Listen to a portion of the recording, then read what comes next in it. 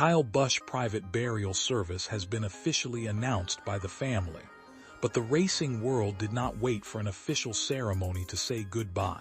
It built one at Charlotte Motor Speedway with 95,000 people on the Sunday after he died.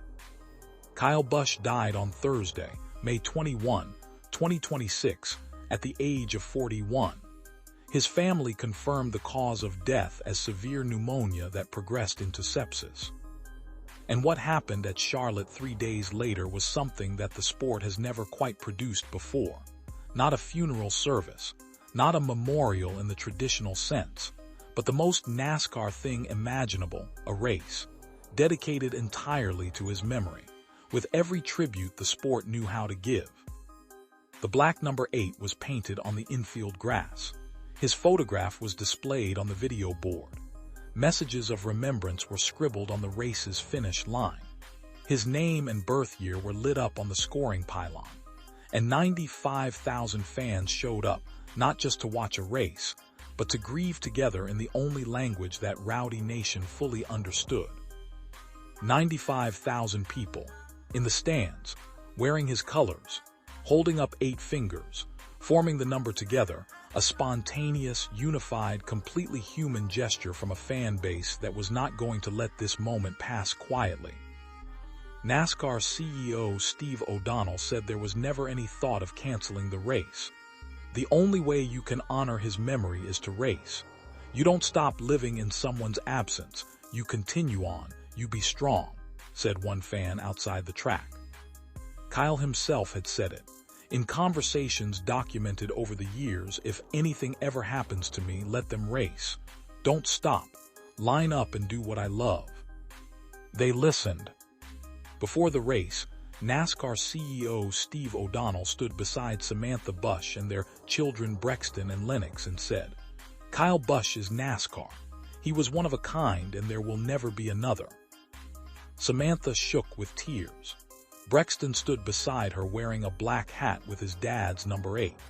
Behind them stood every driver competing in Sunday's race. A line of competitors turned into a unified family in one of the most moving images NASCAR has ever produced. Kurt Busch was there. Tom and Gay Busch were there. The parents who raised 2 NASCAR champions now standing at Charlotte, watching the sport honor the younger son they just lost. At the Indianapolis 500 on the same day, 400 miles away, Roman Grosjean drove a number 18 car in Kyle's honor. The Chip Ganassi racing team adjusted its pit signs in remembrance. And on lap 18, the Indianapolis Motor Speedway scoring pylon lit up with Kyle Busch's name. 2 races, 2 motorsport families, one name on 2 scoring pylons simultaneously. That is the reach of Kyle Busch. Not just NASCAR, the entire racing world stopping on the same afternoon to say the same thing. The race was won by Daniel Suarez, one of Kyle's proteges, who choked back tears in victory lane.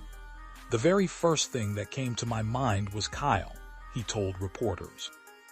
The protege, in victory lane. At the race the mentor never got to drive, dedicating the win to the man who believed in him. Kyle Busch, more than any driver of his generation, he reshaped what dominance looked like in NASCAR.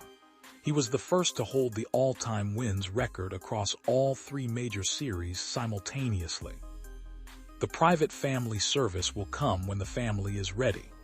But the burial the racing world gave him, on a Sunday in Charlotte, with 95,000 people and a scoring pylon and a protege in victory lane, was already worthy of the legend. Rest in peace, Kyle Busch. May 2, 1985, May 21, 2026. 1 of 1. Thank you for watching.